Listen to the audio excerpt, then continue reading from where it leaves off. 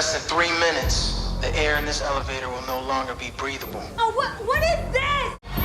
Screw this. I heard Riri Williams was a genius. So you in or out?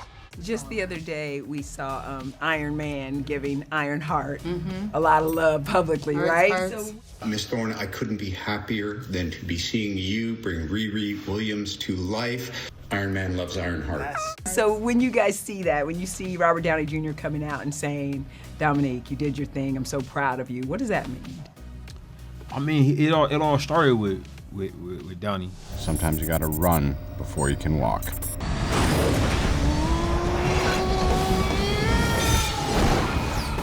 I was in the theater opening night at the ArcLight.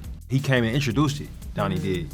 You know, and I remember just wanting to root for him. You know, having a little bit of a knowledge of what he had been through personally. Sure. You know. Sure. And wanting this movie to work as a comic book fan, but also knowing that it had a lot riding on it. You know, it was whispers of, hey, you know, if this works, there's more coming.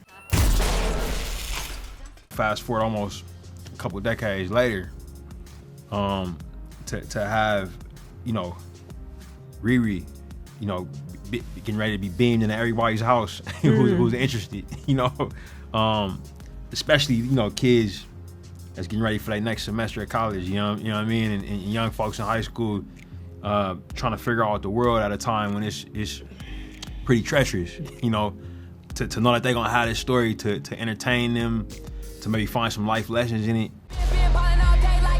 Riri, I see you. I see you're fed up, waiting to be acknowledged for your greatness. And to know it's made by people living it. These two are living out their shot. Yeah. You know, to show the world what they have, to show the world that they're ready. You know, it's all in there. It means a lot, man, and it means a lot. It's full circle for me. He's a very honest person. You know what I mean? He wouldn't, if the show didn't move him, he wouldn't say it, you know? It's all been leading to this. Isn't that exciting? Oh my God, thank you. All right, let's go. Chinaka Hodge created Marvel's new 6-episode series Ironheart, streaming now on Disney+. Ryan Coogler and his wife Zinzi are producers, and Angela Barnes directs the story about a teenage genius played by Dominique Thorne, who creates the most advanced suit of armor since Iron Man. I want to build something undeniable, something Important. iconic.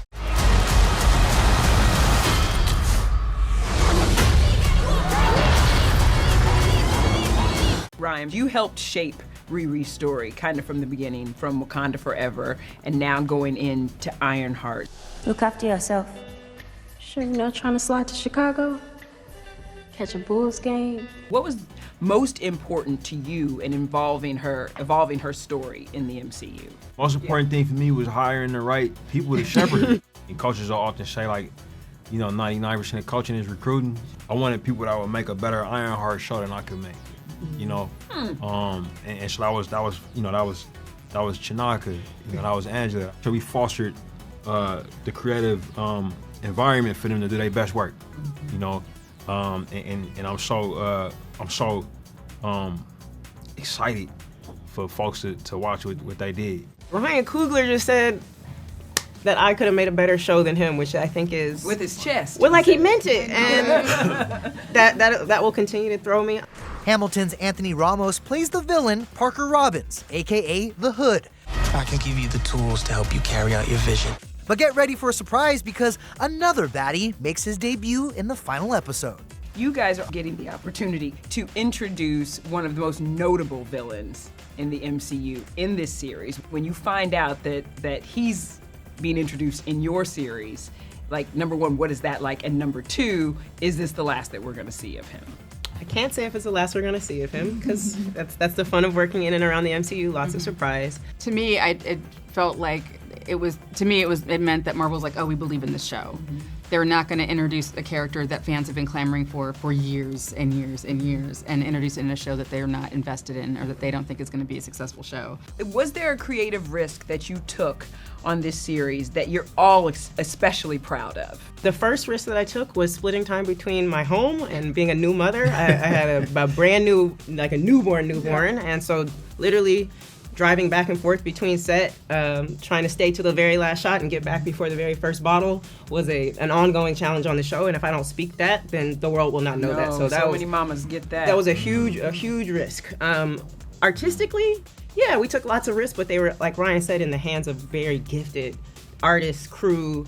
Nobody touched this that wasn't both mindful and incredibly skilled. So yeah, we took a lot of risks. We took a lot of risks. We built a White Castle from nothing. It was for real? Was it a real White Castle? That was a parking lot. And then a week after we were done, it was back to being a parking lot. That's bananas. Had people walking up trying to order hamburgers. We had rappers showing up trying to shoot music videos. You've bitten off a hell of a lot more than you can chew. I could chew a lot. It was just a joy to be on set. It was one of those sets, like some sets you're on and you're just trying to get through the day. This was one of those sets where just everybody, it felt like family. We hung out on the weekends together. We had beers with each other after work sometimes. We lived around the corner from each other. So it was a wonderful experience. We're a little bit detached from what we all saw, the sensation that was Sinners. Now that you've had a minute to kind of sit back, how is all of this sitting with you? How much people loved it? How much people took to it? The conversation surrounding the film that you made that really came just from here. It hasn't totally. I've been busy, you know. So I ain't really had a chance. This man can't take a compliment for the life of him. Don't cry. It's all better now. And the reality is, it didn't just come from here. You know, it came from, you know, Our from history. I mean, it was a movie about the blues. You know what I'm saying? Like I was born in 1986. You know what I mean? So like, I'm pulling from the world. You know, the same place we all pull from, and to see folks respond to it, it's always, you know, you just feel blessed. You know, like, cause you know, I thought it was cool. You know what I mean? But I didn't know how. You didn't know it was gonna move people like it did. That's the risk, right? Right. Yeah, but I'm simultaneously like happy, but also happy to still have a job. You know what I'm saying? We're gonna kill every last one of you. My child couldn't watch Sinners. It's not really appropriate for my child. My child's still too young to watch Ironheart, but there's a 14, 13-year-old who wants to explore the themes of Sinners. 100%. They're very much available in Ironheart. Yes. Very much available. Yeah, totally. You got a 19-year-old blues genius. And a 19-year-old There you go. I love it.